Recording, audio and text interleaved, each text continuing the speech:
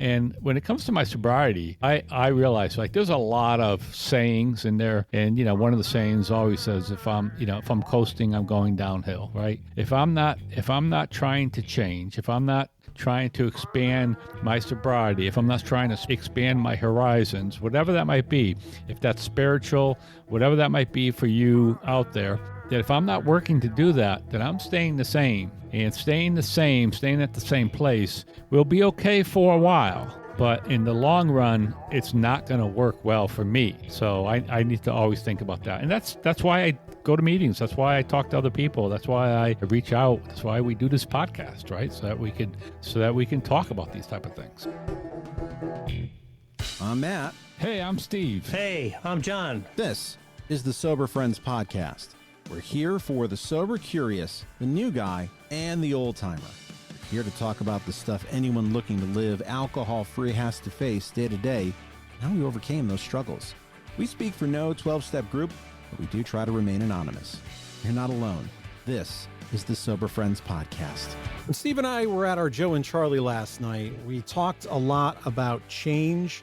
It was the part, if you know, the Joe and Charlie, where Joe just goes, change, in response to everything that Charlie, change, every single time. And it brought up, you just can go so many different ways when you start hearing about change and alcoholism. You have to change. Your circumstances have to change. Or are you comfortable with change after the fact? I know there are things I'm comfortable with, Steve. And then there are some changes that just dig up the fear. Yeah. Yeah. One of the things we realize, Matt, is when we come into this program of ours, that something has to change, right? Because we all came in here doing something, right? We talk about it. We all tried to stop and control our drinking on our own. That didn't work. So it's pretty easy to walk in here and go, somebody say, hey, things have to change. And you could stand there and go, yeah, sure. I get that. I can't stop drinking on my own. Yeah. Some things got to change. But as we get into this program, you start hearing, well, what's got to change? And you start hearing things like, oh, everything and change everything around you and all this. And then it can become a bit overwhelming.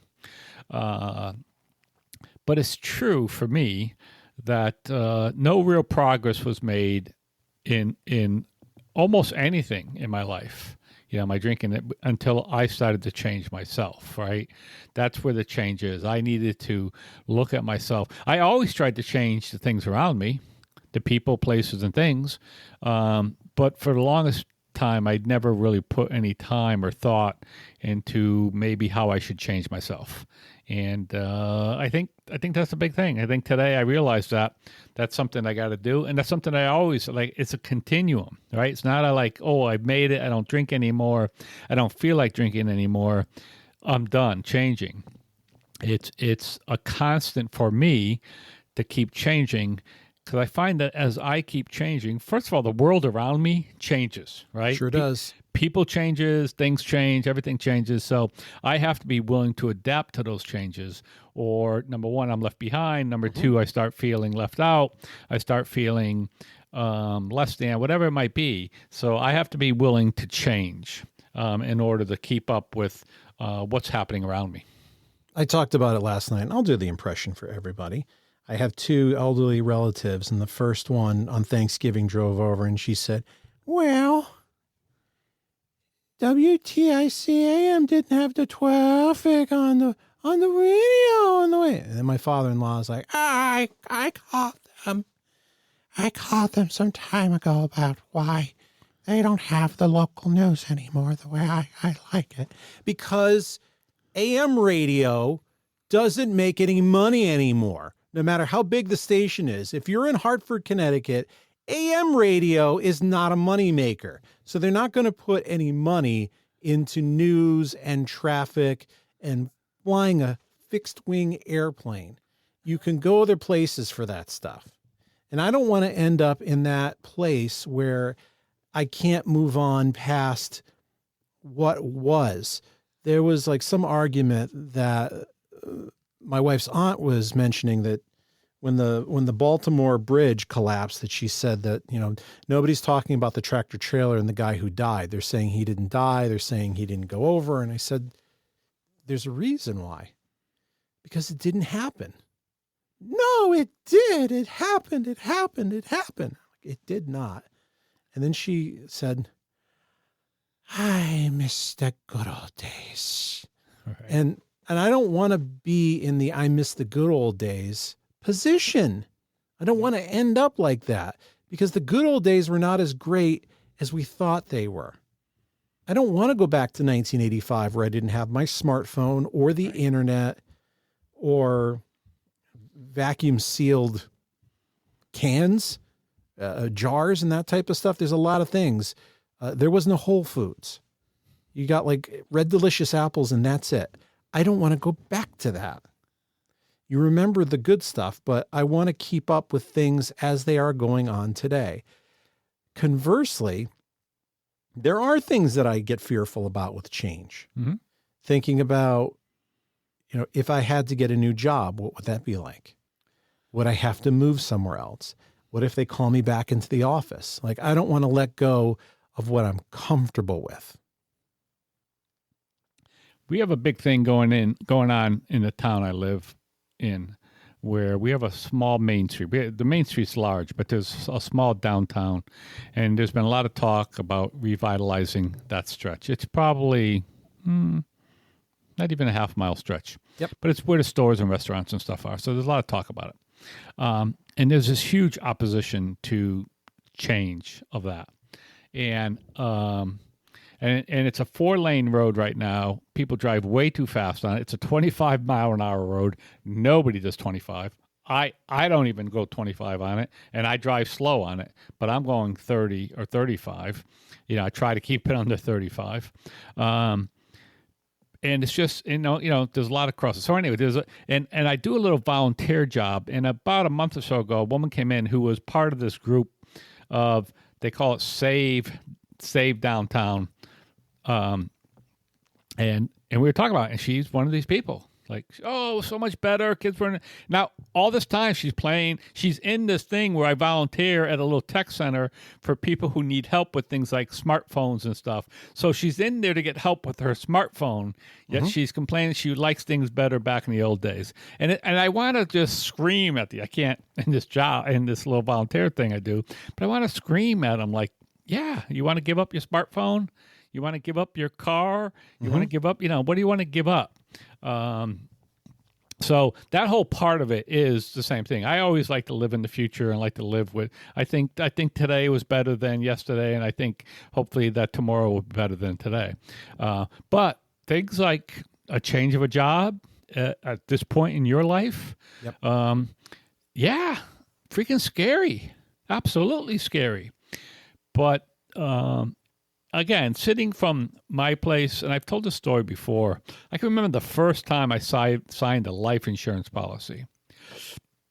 I was talking to the agent, and I looked at him, and I'm like, what happens if I lose my job? Like, how am I going to pay for this, And he looked at me, and I won't say he looked at me strangely, but he's like, you'd get another job, right?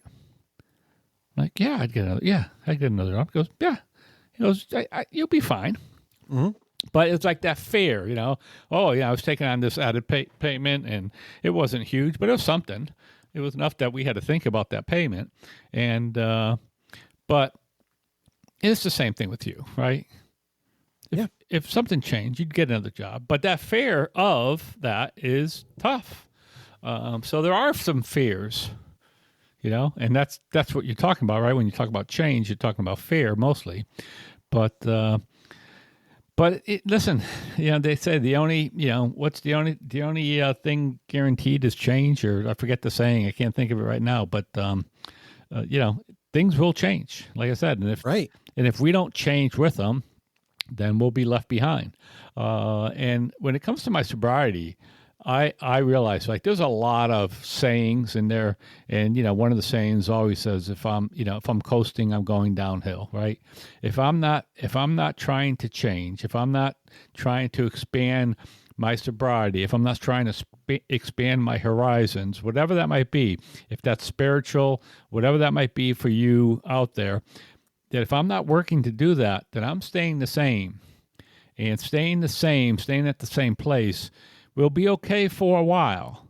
But in the long run, it's not going to work well for me. So I need to always think about that. And that's why I go to meetings. That's why I talk to other people. That's why I I reach out. That's why we do this podcast, right? So that we can talk about these type of things. If I don't change, the world will change around me. Yeah. And by the very nature of that, I will have to change, and then it'll be forced upon me. And I don't want to end up like the newspaper industry. I don't want to end up like the old AT&T with long distance service that doesn't really exist anymore, except for the people who have the copper lines that, that woman who wants to save Main Street. So what triggers me here are the fears of insecurity, right? Of something will change and it is going to make my life worse. Mm-hmm. My quality of living, money, it ends up always, I'll lose the house, I'll be homeless, I'll be back to the way I was when I was a kid on food stamps, because that really is the default setting for me. Everything past that, everything that I've had past that is a mirage, and it will go away at some point. Yeah. The other shoe will drop. I am learning some of that as a trauma response. Mm-hmm. So that leads you to drink, because you have those fears of doom, the wreckage of the future. And when it comes to, did change make you drink? This is where fourth and fifth step work is really important, to figure out where's it coming from. And that's an actual change that you have to do when you get sober. If you want to get sober, here's one of the things you got to change. You've got to change from coasting through life to taking a moment, stopping, and doing some soul searching with a pencil and paper to figure out, what is it? What is it that caused these fears? What are all the things I'm fearful of, or I resent, or I'm unhappy about? Why? That's a change. You can't just gloss it over, because you don't have the ability to drink anymore to get through it. So if you take the drink away, you've got to replace it with something else. And figuring out why you had these reflexes is very important. I'll also say, now that you're saying that, change everything. That's a bad piece of advice. Yeah. You can't tell somebody to change everything. It's too much. It's boiling the ocean. Start changing with one thing. You made a good point there. And again, we're blessed in this program. I know some other people, matter of fact, I got to reach out to one of these guys who's doing some other programs trying to get sober. There's a program out there, and I don't know how it works. I haven't really even looked into it. I've been meaning to. Program called Smart Recovery. I don't know if you're familiar with that. I'm familiar with it, and I actually would like to go to some SMART meetings. Just for fact finding, if nothing else. We should check it out, and we should maybe get some people on there doing that program, and see what they're doing. I'd love to do that. We should do that. But anyway, in our program, in the 12-step program, we have this opportunity to go to a 4th step, which helps us try to figure out how shitty we've been, and then we try to find out some of our character defects, and it does allow us to look at that, and if we do that well, and then we do have some solid work to do on things to change. And again, these changes don't happen overnight. Like these changes take work. I mean, we're talking about people who've been in here. Like for me, I was 52 years old, right? By the time I got to this, actually I was 53 years old, probably by the time I got to really doing a lot of this work, 54. So, I have years of being an adult, having all these bad habits and all these things, all these fears. Same thing. We've talked about it many times in this podcast, that imposter syndrome that we both suffered, because we both came from very, very poor households. So a lot of those things we looked at, and then we're like, oh yeah, there's some fear, and there's some things I have to change, and why am I fearful, and are they real fears, are they imaginary fears, all those type of things. So there's really good opportunity to do that. And how do we do that? How do I do that? Well, I do that by going through the steps, but I also do that by talking to other alcoholics, right? And so when you say something like that, if you have that conversation with me, or you have the conversation with John or Timmy or any of our guys that we hang out with, we're all going to tell you, like, Matt, you're going to be fine, right? I mean, that's what we're going to tell you. Like, yeah, and it doesn't mean you're going to get a job that's going to pay you the same or have the same, the same advancement possibilities. But the truth is, you're going to be fine. And it means that maybe some things in your life have to change. But you're not going to be homeless. You're not going to go without meals. You're going to find a way, unless there's a catastrophic illness or something. You're going to figure out a way to keep life going. You've done it your whole life. I've done it my whole life. So we're going to continue to do that. And just sometimes you just need to bounce that off somebody. And again, other people might be able to do that elsewhere. I know you talk a lot about going to therapy. You can bounce some of that stuff off there. But for many of us, and for me, importantly, like that, the fellowship part of our program is huge, because that's where I'm going with my stuff. Like, that's who I'm talking about this stuff with, the fellowship people. And the people I hang out with, I know what they're going to tell me. They're going to tell me, like, chill, take a step back, relax, things will be fine. And I have found that myself, that things will be fine, and maybe not the way I like them, but they'll be fine. Yeah, I'm thinking of this change aspect thing right now, and I'm also thinking of looking inside. One of those changes, you mentioned therapy. One of those changes is therapy. That I have really looked lately into character defects as a lot of times something that causes bad. It doesn't cause bad things, but it leads you down the path to doing bad things. I'll give you a really not a great example. It's an absurd example. So I found this guy, Fleece Johnson, on YouTube and stuff. Do you know who this is? No. Okay. So Fleece Johnson went to prison. He went to jail first time at 14, and he went to prison for the first time at 16 and was given 12 years at the time. He got out recently, so he spent most of his adult life there. I think he's like in his 60s now.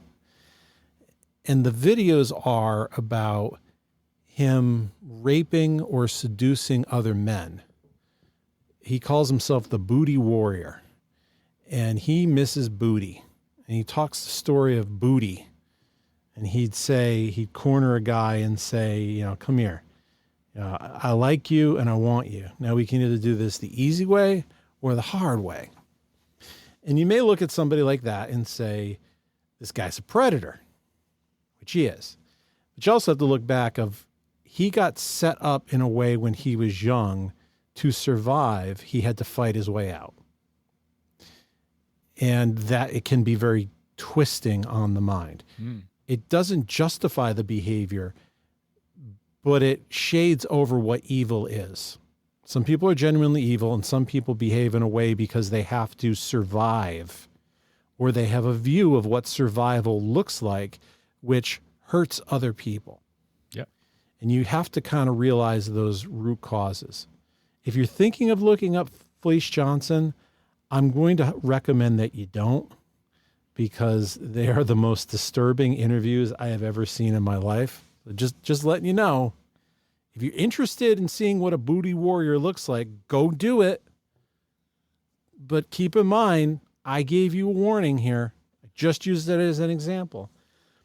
But you're going to create these defects, not because you're a bad person, but because you were set up in an environment that got you on that path that you may look and say, the only way I can survive is to take advantage of other people, or to steal, or I'm so I am in such a place of lack of self-confidence that I'm going to behave in a certain way. And all those character defects have to be addressed. It's not just writing them down, but really looking into it. You may be able to do it with a sponsor, but you may need some extra help. That's going to get you to understand it better when you have that conversation with a sponsor. Right. If that makes sense. But a real change is just being open to, I got to look inside, and some of that stuff is scary. You know, something I've heard, I think I've heard it twice or 3 times in the last week, and I've heard it before, but it became fresh in my mind. And it was at meetings. And the statement is, hurt people hurt people. Yeah. Right? And I heard it. I'm like, absolutely. Absolutely. Hurt people hurt people. And I think we actually heard a similar thing at a Monday night meeting with young Cade talking about, he said, like, you know, I was doing some shitty stuff at home because I was in pain and I wanted other people to feel that pain too.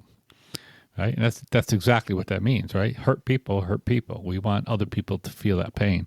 And that sort of explains what you were talking about. But again, it doesn't forgive it. It doesn't say, oh, let's give them pass on it. It just sort of explains it, right? And I think it's a very true statement. So yeah, I mean, change comes. You know, I've learned so much about myself, and I talked about this at my Wednesday noon meeting, it's a new meeting that I love, and I just said that this meeting. I'm like, listen, I go to meetings because you guys teach me about me, right? I hear stories that I go, oh yeah, that's me too. Oh yeah, I felt like that. Mm-hmm. Oh yeah, I behaved like that. So I get to identify with different behaviors and I learn about myself. And then on the other side of that, I get to listen to people as to how they addressed it and how they changed and what do they do to make change in their life. And then I get to try some of those things out or not, right? Or not. And trust me, I've had plenty of times where I'm like, oh, I need to change this behavior. And I choose not to. And it just keeps biting me and biting me, biting me. And I know that it's biting me, but I still don't want to change it. And eventually, if I want something to change around that situation, whether it's a relationship or whatever, a work situation, I will have to do some work and change myself. Because otherwise, what happens is I'm giving up control of that situation to something or someone else. And today I'm like, you know, I look at it like this. Happiness, which is not something I chase anymore. I really don't. But happiness, they always say it's an inside job, right? And what I realize is that takes change. If I'm going to be happy or joyful or useful or whatever I want to be in my life, I have to do that from the inside out, not from the outside in. So that takes work. That takes change. It takes me, you know, I have to do something different. You know, if I want to go hiking, you know, I mean, last year I did shit. I didn't work out. I didn't do anything. I ate like a pig. I got heavy. I did 2 big hikes last year. And both of them, I cramped up like crazy, and I was in pain. And I'm like, I'm not doing that. I'm not hiking. I'm not in shape. I'm not going to do it. So I didn't hike. And this year, I've just been hiking like crazy just by myself. But that takes work. Mm-hmm. It took work. I had to start eating healthier. I had to watch what I ate. I had to drop some pounds. I had to do some exercises. I had to go out and hike. You know, it took some change for me to make that change in my life. And what's happened is I'm seeing this great benefit, right? Like I went out for a beautiful hike last week, Sunday, and had a great time. I went out by myself, which is something I just started doing. Just had a beautiful, beautiful day hiking up in the mountains in the snow. And it took a lot of work for me to get there, and it took a lot of change. I mean, it took me a lot of me talking to myself like, yeah, I can do this. It was a big hike. It was a big solo hike for me in the winter, way up in the, in a fairly large mountain up in Massachusetts. And it took, it took me to say, I'm going to change what I'm doing right now so I can do this thing. And I have. With me, I have to build inertia. It was very difficult when I first started working out in the morning to do it. And what I had to do was get to the gym that first day. And then I had to build a pattern that I'm doing it most days. And once I did that, it becomes second nature. I'm also being really good right now. We've had a lot of snow and ice in the area. Today, we're taping it on a Wednesday. We had what was supposed to be a snowstorm that pretty much turned into an ice storm. Yeah. So I didn't drive to the gym this morning because I don't want to drive to the gym in the snow. And I'm not going to go tomorrow morning. I'm going to sleep in. Maybe I'll go in the afternoon. But I'm also going to be good with it's not icy and snowy every day. So I'm also going to be good with taking a break sometimes because I also have this fear around if I take a break, I'm never going to pick it up. I don't trust myself. No, I don't want to track in. I just hate going to the gym and walking through the slush and the salt or slipping. It's not worth it for me. And I'm also pretty exhausted because I don't bounce back anymore. I had lots of volleyball this weekend, 5 a.m. days waking up on Saturday and Sunday, and I'm not bouncing back. I am coming to grips with some trauma, which has got me. The upside here is I'm feeling actually some feelings again. I'm not as numb as I have been, but I'm just feeling drained all the time. These are things that I am actively working on. Now I'm changing some things and actively working on my mental health because the pain of not changing is worse than the pain of going through the efforts of the things that I need to do to find the right treatment for it. And I think that's where some people still are so, I think if you can get yourself to the point of the pain of where I am is worse than the pain of doing something different, that's really where you make some progress. And hopefully you don't have to get to that point.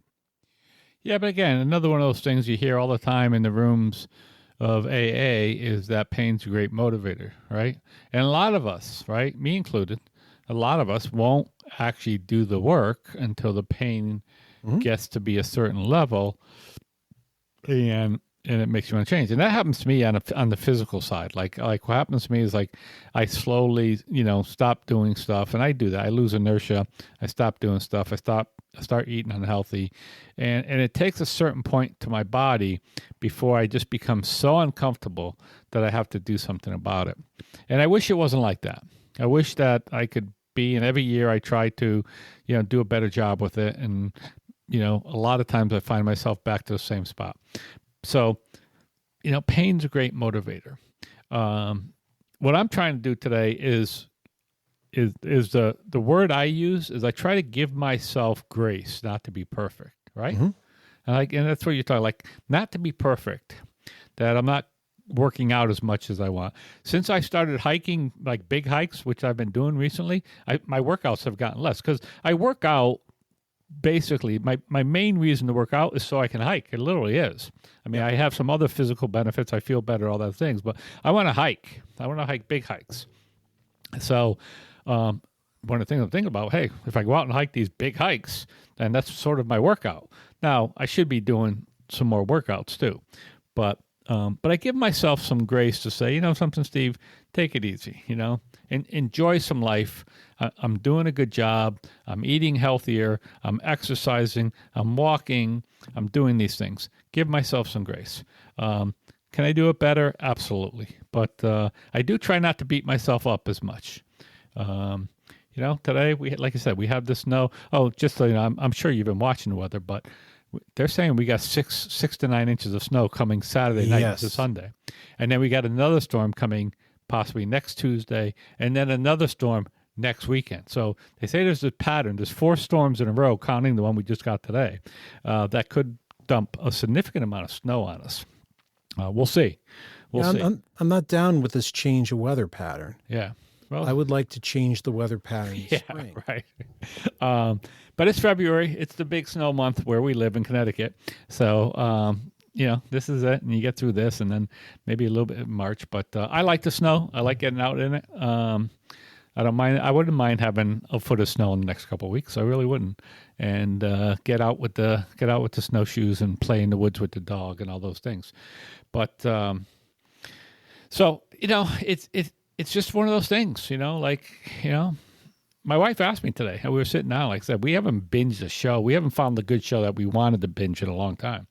So we've been looking at different shows, and nothing's really jumped out at us. So we started a newer show, and we started watching Dexter. If anybody's familiar with Dexter, the newest Dexter, which I don't know if you've ever seen. What do you Dexter. mean the newest Dexter? There's a new one out that just called, like there was an original Dexter years ago, right? I saw that one. And now there's a new one out currently. And Really? Yeah. It's about him growing up and about how he got into being the serial killer that he was. I don't know if I want to see that. Yeah. I don't know. Seems like it's right up your alley to me. But it's interesting. So we started, and even this one's not as good as the first one. The first series was really good. But anyway, so we were just hanging around today because we had this snow day. My wife's retired, nothing much going on. And she looked at me at one point like, "Are you bored?" I'm like, "Yeah, I'm bored." Right? I'm just hanging around. Like we watched 3 of these shows. I never watched 3 shows. And then finally I said, I need to go outside and clear some snow. And that's what I did. I went outside, spent an hour clearing snow, walking my dog. Still in this thing. I still took the dog on a walk. And that made me feel better. Just that being outside for an hour and a half made me feel better, doing something different. So just a little bit of change, getting off my ass, moving myself, moving my body made me feel a little better. Yeah, and the reason Steve said I would like that show is because he thinks I'm a serial killer. And if you go and watch those Fleece Johnson videos, you will believe I'm a serial killer. Right. That I would watch this stuff. But I am not, as far as you know, I'm not. So with that, I think we'll end here. I'd love to hear what you think about these things. You know where to find us. At Sober Friends Pod, wherever you can think of, on social media or via email. I love the interplay with the audience. Steve, have a great evening. Thanks, Matt. We'll see everybody next week. Bye, everybody.